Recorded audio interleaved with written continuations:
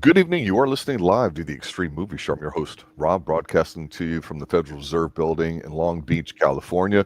I've got here in my special emergency van here from the Great Midwest one, RDV himself. Tonight we're going to be talking, ladies and gentlemen, about a movie that's on Netflix currently getting ready to leave right now called Den of Thieves, starring Gerard Butler and 50 Cent in it as well.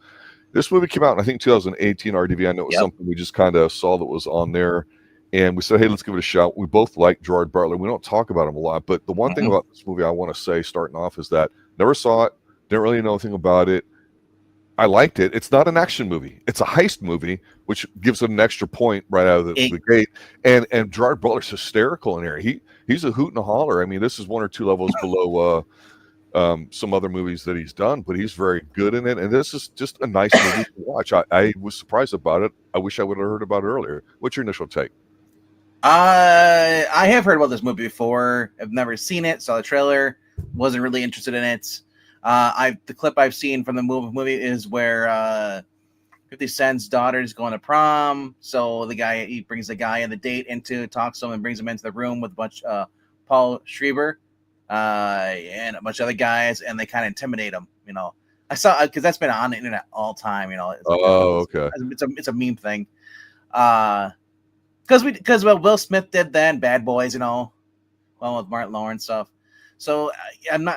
It's nothing new, but anyway, though, for me, initial take going into this, I knew it was going to be a B movie. Paul Schreiber, his claim to fame, the Halo failed TV series. Which one is which character did he play? He's Merriman. And Okay, he's the guy on I the thought right. he was good. I thought his character was very good. I thought he did a good job. Yeah, he's Liev Schreiber's half brother. The guy gotcha. played I forget what show he was on. It was a famous show too. It was a TV show he did for a while. But he was up. But his older brother was in X-Men. He was Sabretooth. Anyway, though, getting into this, we're following. What's kind of the way it starts off. Literally, honestly, I started seeing patterns. I started wondering, is this a remake of Heat? I know, right? It almost makes you think that in a way, doesn't it? In the beginning, the way it starts off, the armored car, they're gonna rob this armored car. It looks like they pull over and then they pull the thing off and then they shoot, and then one of the guys goes reach for the gun, they shoot him off, and this feels like, okay, what is going on here? This feels like it's a slightly altered version of Heat. We even have not in a bad way to me though. We even good. Yeah. One of the things that I'm gonna throw back in your face, you've been seeing a lot of times when we do reviews. Mm-hmm. Who am I rooting for? Yeah, because I'm definitely not rooting for the sheriff. Gerard Butler is a horrible person in this movie. The way he treats his wife, he's cheating on her, he smokes, he drinks stuff. And it's they kidnap a guy to force information out of him. Yes, chokes him out, tases him. He's running his own little crew of they're cops, but they're willing to run the special unit patrol. Yeah. Yes, they're the zombie squad, as you call them. Yes. In Los Angeles, and his character, honestly, he is just a dick in this whole time with everyone he meets. He is, and I enjoy it. It's very off-putting because it's not the Gerard Butler from all the other roles I've seen him in. Other than, I think the last one I saw what he was like this was Law Abiding Citizen, but he was justified in that though. Yes, still the worst movie ending of all time. Of course, I need the alternate ending. So, but overall, the players in this, and I'm thinking we're gonna have an elite group of ex-soldiers, army Marines get together. They are gonna rob a bank, and then you have these the good guys are gonna go head to head. It literally felt like it was a loosely adapted version, or at least taking some inspiration from Heat. Marriage coming apart. I think it's the two masterminds. There is a bait and switch at the end, which I did enjoy. I thought that was clever. Yes, but the rest, the movie for me it did not need to be like 2.5 hours. That's what it felt like. It is a long movie, and surprising when I was watching, I didn't think it would Yeah. be that long. It felt like a 90-minute thing, but it moved at a deliberate pace. Yeah. I appreciate the fact it kept the tone as a heist movie as opposed to whatever, and they follow all the rules of heist films. So, to your point at the beginning, we see a very, I thought, done well thing about 5 o'clock in the morning, where these people are they get into a shootout, somebody gets whacked accidentally or whatever, a cop and all that. But what happens is we see Gerard Butler on the scene, and what it is they kidnapped an armored car that had nothing in it. Well, hijacked. So you're like, oh, okay, that's well, that's the thing that you go, okay, that's different. We know that means that's going to parlay into something else. So no surprises. We see Gerard Butler's character show up, and immediately what I like, and even though this is simple and no surprise, he and the FBI guy do not get along, and he thinks the guy's a pussy, and he's kind of like browbeating him a lot. Yep. But if you didn't know Gerard Butler was playing a different character, to your point, you should have gotten that note early on, because when they go down to the guy that had gotten shot and all that, he had a box of donuts. Of course, because cops eat donuts. He picks one up and starts eating, and you're like, you're a sick fuck. You're right. He's a dick in this movie. He really is. He plays it totally different. He's not heroic at all. Yeah, he picked up the box of donuts and he had one of the donuts, and then he walks up to the Fed. He throws it on the ground in the crime scene. Yeah, it's like my gang. It's like he wants. It's like my gang is going to be better than your gang kind of bullshit. That's what it felt like to me. Yeah. That's how you guys were, right? And I'm going into this movie. I'm wondering, because I didn't really know much about it. I just know that he's in there. I'm thinking, I know it's probably gonna be a bank job, because that's what it looks like. With a bunch of people here, right. Thieves, and I'm thinking, is he the one leading the bank robbery? Is he the one on the? Yeah, I literally thought in the beginning, like, oh, we're gonna have like him. He's gonna be like a dirty cop. He's actually the one that's committing the crimes. Yeah. Because the way they carry themselves. Yeah. And honestly, I think that would have been a much better movie than what we got. But you seem to like it. What was your favorite part? Well, of this movie? So early on, we get established what's going on here, and we get the detective-y kind of stuff, right, or whatever. And again, this movie kind of, you realize they're serious about portraying him as, to your point, a dick, because he goes to a bar and he's sitting there and he's casing this joint out, because there's a small list of people in his opinion that can do it. So he's doing the groundwork. And basically the bartender and him are kind of talking, and he looks like Ice Cube. It's not, but he looks like him, right? No, the character's name is Donnie. So Donnie's like just the guy there or whatever, and so we get a nice little backstory about him driving, the fastest and getting a ticket and all that. Well, they kidnap his ass. You know why he looks like Ice Cube? He's Ice Cube's son. There you go. He's the oldest one. That's why. Because even I thought that was Ice Cube at first. Yeah. So he's got that look, Gerard Butler's got a physical kind of look to him, and this movie suited him perfectly, because he's got the small beard on it. His fingers are muscular too in this movie. Yeah, he's very yoked. So the guy wakes up and they've got all the bitches and hoes and money in it, like they're undercover and all that. And he basically tells him, he's like, look, man, we're not the kind of guy to bring you in. We hate paperwork. We'll just shoot your ass. And they get information out of him about stuff like that, and they let him go. And you're like, yeah, he's not bluffing. They're not a good crew. What I like, though, was immediately early on here, you got the separation of his crew being, competent, just kind of doing their own thing. You didn't get a lot of action on their characters. The bad guys, Merriman's crew, you basically see how this guy got recruited. They operate as this fully functional unit, and the guy's completely calm, cool, collected, and controlled, and smart. Very military. He's not screaming. Yeah, so we get these drawn out sequences where we see how they had made a robbery and how he wants to turn it into 30 million, and it's going to be like on a Friday morning or whatever. So to me, the big part of the movie, to your point, that they could have cut out all the family shit. They didn't need it, but they put it in there to show that's that what I mean. The same person. The family stuff in there, even with his girlfriend and that stuff, it kept reminding me of Heat. In the same sense, I was waiting for them to go out to dinner, and they did. The criminals went out together with their wives, their girlfriends. Yep. So 50 Cent's in here's got a smoking hot woman or whatever like that, and he's kind of like chill and this and that. And I thought he was fine. I've seen him do a few things, and he's not bad. And Gerard Butler gets home early in the morning or whatever. And his wife's like, "What are you doing?" And because he's got his iPhone out, which looks kind of weird, and he's like fucked up. And he apparently had been cheating on his wife and texted his bitch on the side saying, "Yo, that was so hot," or like that. But he accidentally texted his wife. So she grabs the kids and leaves. Donna Olivieri is his wife. She's from House of Lies. Remember that show? No, with, I do not. Don Cheadle. I know of the show. I didn't she was watch also in True Blood. She was Alcide's sister. She was also on Vampire Diaries. The very early season. She's been around. She's been getting it. She's been doing some stuff. And let's just say that she's on the Mr. Skin prominence websites because she's done some nudity.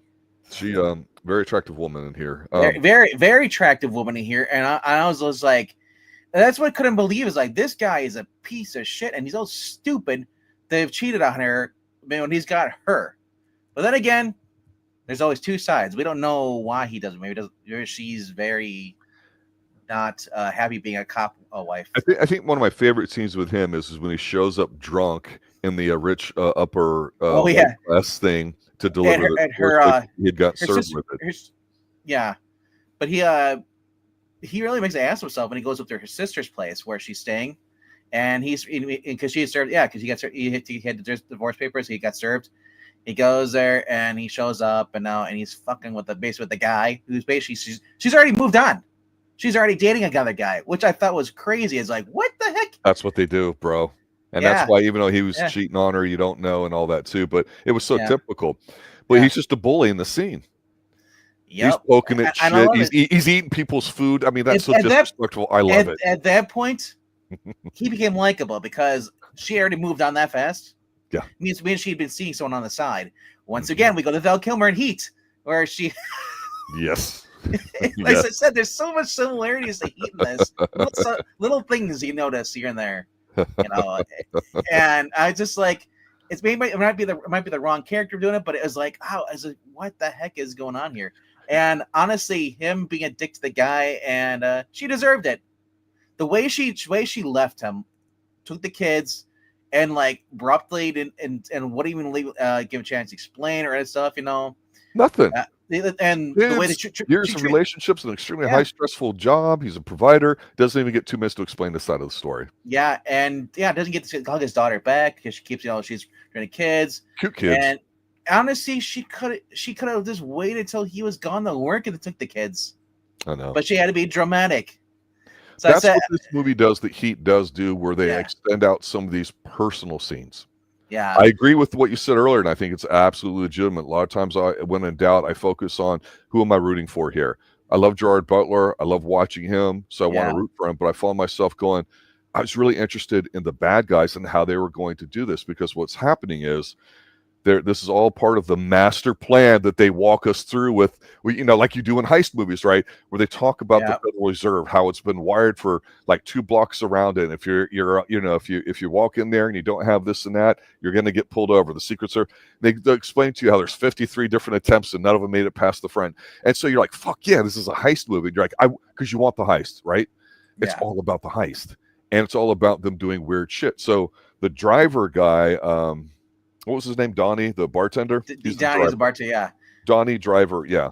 So he kind of goes undercover, working at a Chinese place, delivers some woman there. So he's going to get to the Federal Reserve, and he puts some food up hidden in the bathroom, in the place that nobody's ever going to find it. Right? Yeah, the vent. The fact the vent is easy, I love that stuff, right? The vent is easily pushed up with the lights fixtures, and then he's able to throw it down there. Yeah. Like he had 2 bags, and so I'm thinking like, Yeah. So then we see this, and here's the thing. We're an hour to an hour and a half in this movie, and you feel like you've watched it for 10 minutes. I'm not saying it moves fast, but they really do draw all this personal stuff. This could have been 90 minutes if they got rid of it all, and I don't know if the movie would have lacked for anything, honestly. We just get the extended cut version of him being a dick in some scenes, which, I'll take it in this case. So they're trying to rob the Federal Reserve, which the Federal Reserve was created at the turn of the century. People think it's unconstitutional, but they go through the analytics of how they literally take money off the street, burn it, because then they reprint new money and put it in the system. So without getting too nerdy about it, I think it's kind of interesting because the idea is, hey, there's no way we can break in, but we'll be invited to go in as drivers, basically, in a way to pick up the money that gets shredded and taking out. And if we could time it right in like 2 minutes, there's a period of a window where you can get up to about 30 million American dollars there that will not be on the grid, that is untraceable because they remove the serial numbers from circulation. So nobody can track you ever. You pass 100 in a bank, it won't ever get flagged. You put it overseas, nothing ever happens. I really appreciate the fact that they spent the time setting this whole up and where it was going. Yeah, so the director is also the writer in this. You know that? Well, So I like how it has a singular vision to it, and sometimes you don't have that. And the reason I bring it up is the director is Christian Gudegast, who is he wrote this movie and the sequel, which just came out this year. It's already also on Netflix now. This is a guy known for writing the story with Vin Diesel, Man Apart. If you remember that movie back in the day. I know of it, I just don't recall it. Yeah. So it's not the first time he's done like some movies like this. He also recently did Plane. Like 2023, the one we reviewed. With Gerard Butler on a plane. Where that was solid. That was a solid action. That was his directorial debut, but he also co-wrote it with some guy named Paul Scheuring. So yeah, and it looks like he wrote a lot of stuff with Scheuring, even including this one too as well. Paul Scheuring. I think the best scene in here is, and also London's Fallen. It was the other one he did. We did well. We like all the Fallen movies. We want another one, right? Yeah. My favorite scene here, since you asked, and I was long-winded about it, and it just popped up, is the whole. I wanted to give this movie an A+ because they finally had a stripper scene in here, even though they didn't really have nudity in it, because they go to the sushi restaurant, and this is 100% well written and all that too. You made the comment earlier about how the bad guys are out there with that, and he's basically stalking him. He's trying to get in the bad dude's head and assess how strong the individual is, because he knows his military background and he figures out all the connections. That was solid on their team's part, figuring these people out. But basically, they have a nice little kind of one-on-one confrontation, even though they don't necessarily speak. They also do it when they're at the gun range. But when he's basically saying, "Yeah, I knew you from the gym, right?" And he's questioning the main guy, Merriman. "Hey, did you play at Cal Poly number 55? Yeah, we beat you guys' asses." And he's talking all sorts of shit. And he's like, "Man, we're just trying to have dinner. Don't appreciate you coming up here, rolling up on us like that." And it's like, "Man, food here sucks. We come here for the ass." And then they show him the milfs over in the corner hooking and it's gotcha. Yep. But so then he gets kind of weirded out, drinking a little bit. He goes to where you're supposed to go to console yourself. That would be the strip club. And he gets a stripper where she does a really nice dance for him, whispering each other's ear. Wakes up the next morning in an apartment after having boned her. And who walks in? It's Merriman. And this is a nice little standoff here. Yes, because this is Merriman's girlfriend, who she basically was told by Merriman to seduce him. I did what you told me to do. And we're like, it was a fucking setup. That's good. Yeah. That's good. Well, he recognized her because she was from the dinner with him. Mm-hmm. She was the one that was offended. Yeah. So I thought that was kind of cool. And then after that, it's pretty much just a bank heist and the big shootout there at the end, too. So, right. Like I said, it's 2 hours, 20 minutes long. It goes pretty fast. Before we talk about the ending and the twist to it, which you said you really liked, what is it about the film at this point that you liked or thought worked or didn't? Well, there is another character in Den of Thieves here, that an actor that popped up, who I recognize outside of the movie here. He's from Walking Dead. And we look at his name up again, just pop again. He's the Hawaiian in this group. He's the big guy. He plays Mac. Cooper Andrews. Okay. He's from Hilltop Crew. Over if you watch Walking Dead. Yes, in the later seasons. Yes. Yeah, he always carries the giant like staff or sword or whatever. Mm-hmm. So I saw him. I was like, oh my, I actually know that guy. It's funny how he's become like the Hurley. Remember Lost? He was in everything. Yes. Yeah. So now this guy's popping up in a few things. For me, the movie was kind of like I was looking at my phone about halfway through. I was kind of like just tapping out at the moment. Really? I was just like bored, exhausted. Where were you at? I knew it was going to be they set up the whole bank heist thing. I liked what they did with scene where they showed how the first job they did, they stole some money from this place, and this rave over, stadium, and they were throwing the water, cleaning it out, and then one of them exploded, they die, and then they throw it, and how they dry the money, put it in the microwave for a minute. It's kind of dumb, but going into the rest of the movie, I said I was just like they were Schreiber's character, Miriam, was showing him, hey, we're going to rob the Federal Reserve. He explained how if you stand out there for not even 2 minutes looking at thing, they flag you. You know, if you come back again twice. You know, like they have all this technology stuff to prevent you from going in there. As soon as you walk in these doors, the front lobby, they scan your face. If you even have overdue book, you know, they're on your ass within minutes. You know, they don't want you in there. And he explains how we're going to get in. We're going to go in through. We're going to use the truck, the armored truck that we use, because the whole goal was to get into the reserve. And he explains how they have this process. They whenever they print new bills, you know, the old ones that are coming in, they're destroyed. They're because everything's on a database. Everything is in a database. They wipe these old cash, about roughly $30 million away from the database, and then they shred it. You know, he's like, my goal is basically go in there, set up an EMP, we can get in there, we can get the 30 million, then we have untraceable $30 million. You know, we can spend where we want to, we'll be set. And so I was so hyped for this part, and then I'm thinking, like, then it started dragging. I was like, let's get to the heist, man. This is where I want to watch, because honestly, after watching Heat, the best part of Heat is the bank scene, you know, and then like the interactions, but like this kept dragging in the middle for me. But overall, I mean, like I said, it was a good movie. It's just that it was kind of just too much of filler for me, you know, personally. Right. But the twist, though, with the end, if you wanted to talk about that. Yeah, so there's a type of bank called a savings and loan that has some different financial stuff to it that's really not pertinent to the story and all that. It turns out that they get the information from the guy, and so because he's not a double agent, but from I keep saying, want to say Darren, but it's not. It's Donnie. Donnie, the driver, basically said, "Yeah, I don't know where it's going to be. What's going on?" Yeah, he goes, "But it's Friday, whatever it is." So they know to be watching them for Friday. So they're in a savings and loan, which is basically like in a strip mall and all that. The FBI guy comes out, and they're yelling and screaming at each other. He's calling them a pussy and all this stuff, and it's a nice little boisterous testosterone thing there. But what's the purpose of that is a distraction, because Gerard Butler's looking around. Him and the guy have a little quick phone call, kind of raising the ante a little bit, like to your point, like Heat. He looks around and he sees your generic manhole cover. And then he's talking to his crew, and then he realizes something else is going on. And then turns out what they're doing is they're using the savings and loan as a front to rob the Federal Reserve. And then we get to your point. You know, this is where it's kind of long. They get to the Federal Reserve, and you see the guy being snuck in with the cash and doing all this kind of stuff. And I thought, okay, this is fine. I like it. Before that even happens, you see they cut off. I forgot his name. It starts with a B, Bogus or Bogus, whatever it is. Butthead. Yeah, Bosco. Sorry. Yeah. The baldy Marine guy. They cut off this armored truck or dump truck, you know, and so the guy, they complain, they get him out, and the guy walks away, and saying, like, you're thinking, like, okay, this kind of, they don't shoot him, because remember they said multiple times they don't kill people.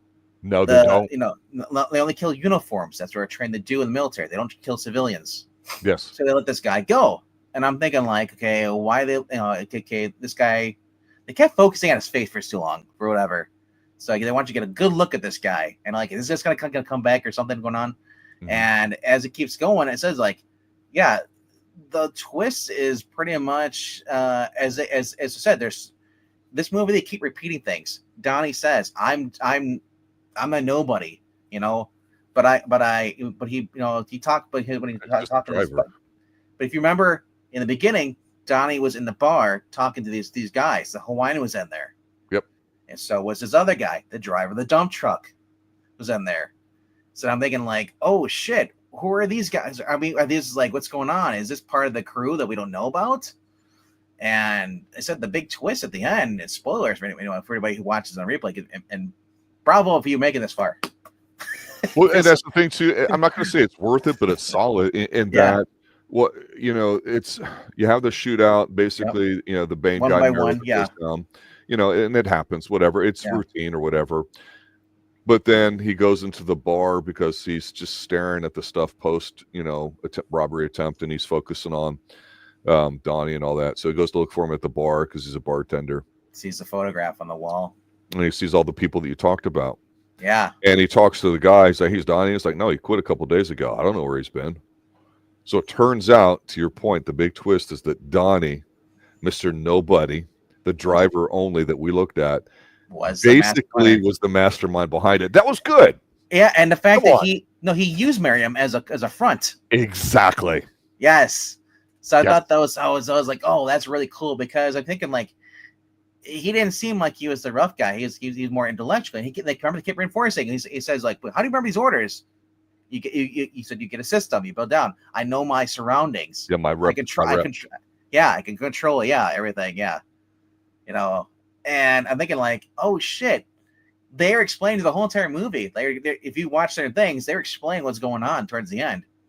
But a lot of people don't really pay attention a lot. They pay attention to what's said in the dialogue, but not really. So if you were to go back and watch this movie, knowing how the ending goes, you'd see the breadcrumbs they left you. Yeah. Yes. That was kind of cool. I like those kind of movies. Makes me really want to go see the new season of Rabbit. Whenever that comes, a Rabbit Hole. It needs to come out soon. Yeah. So, bottom line is for me, my final thoughts are: it's a good film. Or I should say, it's a solid film. Some really good scenes in it. I am partial to heist films. I generally want them to go well. Love watching Gerard Butler. I think your fundamental question that I ask a lot of times that you flipped it in my face is touche, because it's absolutely 100% true, and I felt the exact same thing you did. Who am I rooting for here? I'm not. No. So it's kind of hard to feel justified, root for one side or the other, because I thought that the bad guys, not that you want to be them, but you respected how professional they were in their pursuit of something. And we always respect a certain amount of intelligence or excellence in reaching for a higher goal, which the bad teams did. Whereas, to your point, Gerard Butler's a dick. Now, I like him being a dick. I thought he was great, but he's somebody that's in rom-coms I don't give a shit about. I know he's a Phantom of the Opera, and he did fine. You and I have seen him with other stuff, and he's a I like watching Gerard Butler. When I look at him, when he plays guys like this, if they ever made another Clash Titans or something with Ares, I could see him being Ares, God of War, He's got that rugged testosterone manner look, and he's just the girl and everything. But one thing that you've said, that you and I have said for a long time, there's not a lot of like macho movies these days. This movie's got some macho to it, and the scene with 50 Cent. So 50 Cent's daughter, the scene they put in there, the guy comes in and he's being polite and all that, skinny black kid and all that too, with his daughter, and his wife's beautiful, very proper family and all that. He's like, let me holler at you for a minute, brother. What's beautiful is the unspoken thing that if you don't know is when he reaches forward and he tucks the guy's pocket handkerchief down, is of course he didn't match it to his shirt, which is what traditionally you're supposed to do, not the tie, people. But I believe because it was red, that means it's Bloods.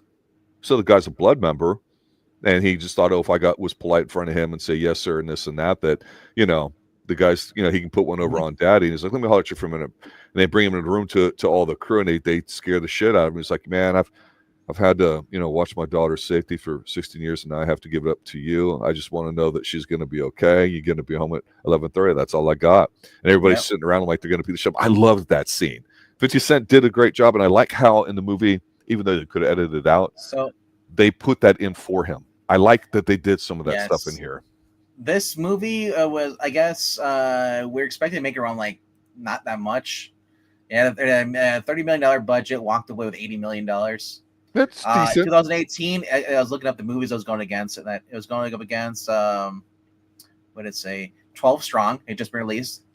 That was Chris Hemsworth movie about the Marines going in and getting killing the people responsible for 9/11, going after them. Response to that. For My Girl, you had I, Tanya. You had Call Me by Your Name. Not that many in there. January, So January, it was kind of that dumping. Yeah. Megan and but then, it debuted with $15.3 million and finished third at the box office behind Jumanji, Welcome to the Jungle, and 12 Strong. So it did all right. Yeah. But the biggest criticism I can see on here, and I saw online because I was looking after I finished watching it. I was looking to see what people were saying about this, and I saw a lot of people were saying, "Oh, it's very toxic masculinity." And I was like, "Damn right it is."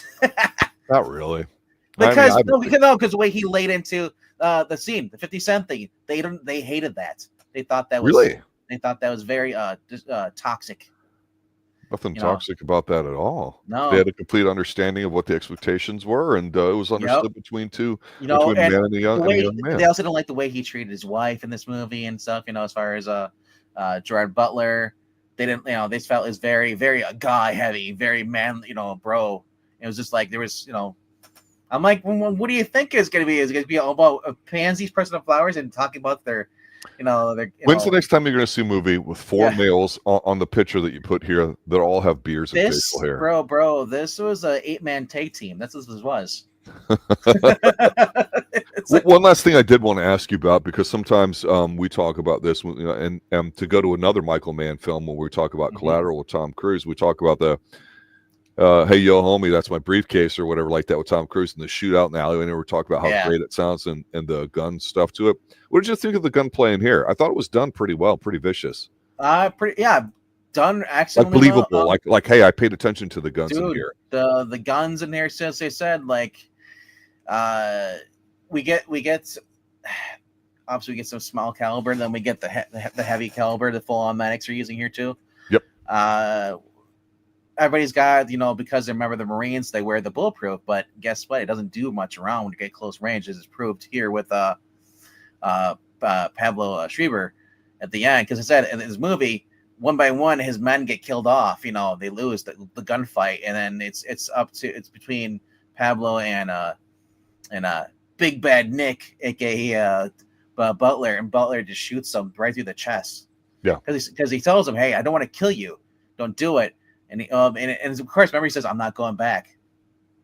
Heat, kill me. I'm not going back to prison." Yeah. I think that was purposely done though, to pay homage to these older Blomkamp movies. I think that's why there's so much, you're seeing so much like Heat and other movies mixed in here too. Mm-hmm. The mask they wear in the beginning too it's literally whoever guy wrote this is a fan of Heat and a lot of the previous ones. You could do worse than trying to ascribe to be Michael Mannish in your writing. But I would say when it comes, this is a B-level Heat movie. It's the B version. This is like you went to Blockbuster, you want to go watch Heat, and then they have this movie next. You're like, this isn't Heat. It wasn't bad though, but it's just for me personally, you could have just gave me someone to root for, in this, because the same thing. You had the main cop, El Pacino, his wife, and all. You're never here when you're here. You're always gone. It's like blah blah blah. Stop fucking whining. Exactly. God damn it! I told you. They literally heavily borrowed from the elements of Heat. It's like somebody's like, I love Heat. Let's make Heat. Well, we get permission. Well, we're gonna do our own version then. Like a Gerard Butler. What am I gonna do? I know. Yeah, I'm gonna make my own Heat movie, because he was a producer on this too. You had that's the thing about these, the producer things. It's crazy. They have Gerard Butler, Alan Siegel, Mark Canton, Tucker Tooley are the 4 producers of this movie. And then they said it just felt like it was just like Gerard Butler's like, what I want to do? I want to do a movie where I just shoot people. Give me some cool kid. We'll get 50 Cent. He needs a job. I thought, but you know what? I don't think he mailed it in. I don't think Gerard did. No, I think Gerard Butler was doing the best acting in the movie. Excited because also it reminds me of another movie too, Wrath of Man. Mm-hmm. Wrath of Man with the arm, they have the same thing where you have the guy at the end has a shootout with Jason Statham, and Jason Statham wins. So obviously this was like, I'm gonna give it a 3 out of 5. Average movie. I don't think it was great. I don't think it was bad. I think it was like, it was a great B movie.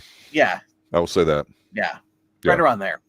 So it's worth a watch, especially if you're a Gerard Butler fan. If you want to watch some action and gun stuff, it does remind you of Heat, not in a bad way. And I agree with you. If you had somebody you could root for in here, you might be more emotionally invested. Oh my gosh! Hard to deal with heist films. If this had been a '90s movie, they would have gave you like Jean-Claude Van Damme or Stallone, someone to go after, and who's a good guy, who's not a bad guy, who just wants to catch the criminal. Then it would be a much better movie. But I felt because the fact they did what Heat did, and I still think the Heat was wrong with this too, having Al Pacino being, a cop and having a woman who basically doesn't want to be with him, or wants to be with him, but she's mad because he's a cop, so she ends up cheating on him to get back at him. It just felt like no man wants to watch that, because that's heart-wrenching. That's horrible, Yeah. And it makes you feel bad for the main character, But at the same time, it's like, how is your life that bad? You know, if it's like, you know, I don't know. It's something that It makes you harder to associate something. It doesn't belong in the with movie. character. It's something that shouldn't be in the movie at all because we don't know the backstory. We're just told that that's how it is. It's like we're jumping into about 3/4 into a story plot that no one wanted when it comes to that drama like that. And that's kind of what this was kind of too. I was like, what? Okay, what? Okay, Maurice will go to the strip club. Yeah, strip club was a good part.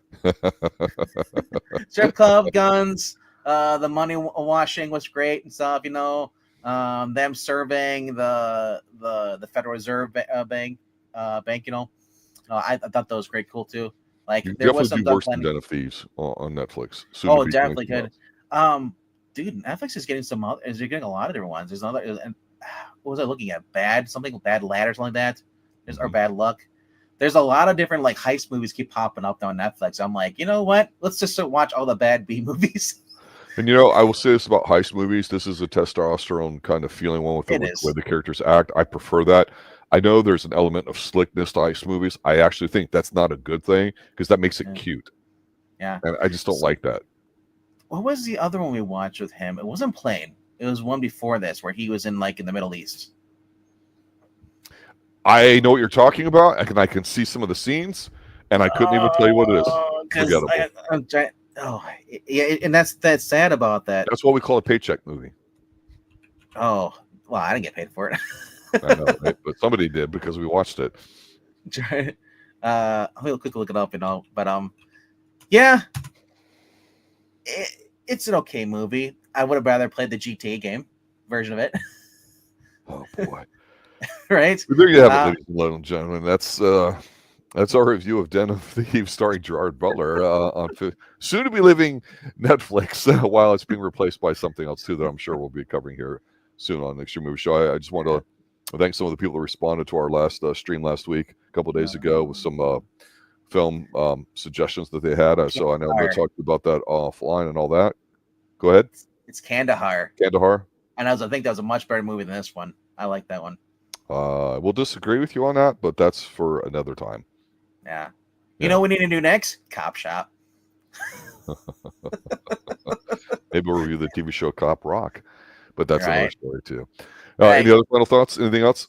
No, I just gotta say, if you guys haven't done so, please click like, subscribe, let us know down below in the comment section. Did you like this movie? Or maybe you haven't watched it, or maybe you want to watch it now, or maybe you're like, oh crap, thanks for saving me from watching this horrible movie. Let us know down below. Also, if you haven't done so, please check out our community post I put up this morning, basically asking you if there's a movie that you want us to review, let us know in the comment section on the community post, and we'll look into those movies. You know, definitely, because we're always looking for suggestions. We've kind of a lull this past couple of weeks, you know, with not many views, so we're wondering is like, okay, is this movies are improving, or is people aren't interested in, or is just people just kind of lost interest in the channel? We're just trying to, like, you know, appeal more to what you guys want, because I feel like we throw the polls up there, maybe you don't like the movies we have on there, so this is your chance to let us know what we should be putting on the polls. Go to our community post right now and leave a comment. All right then. Good night now. See you on Sunday.